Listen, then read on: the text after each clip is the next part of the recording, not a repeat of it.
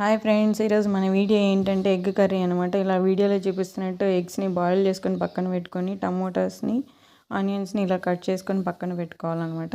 తర్వాత కొంచెం అల్లము, ఎల్లిపాయ, కొంచెం కొబ్బరి, ధనియాల పొడి వేసి బాగా మెత్తగా దంచుకోవాలన్నమాట. దంచుకుంటేనే మంచి టేస్ట్ వస్తుంది.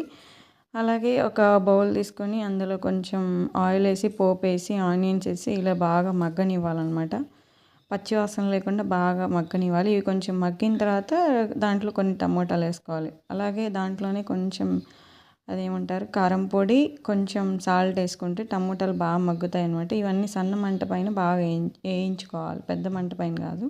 ఇలా వేయించుకొని బాగా మగ్గి అంత బాగా కొంచెం అంత బాగా స్మాష్ అయిపోయిన తర్వాత ఇందులో ముందుగా ఉడకబెట్టుకొని పక్కన పెట్టుకున్న ఎగ్స్ వేసుకోవాలన్నమాట. ఎగ్స్ వేసుకుంటే అప్పటికి మన ఎగ్ కర్రీ రెడీ అయిపోయిందనమాట.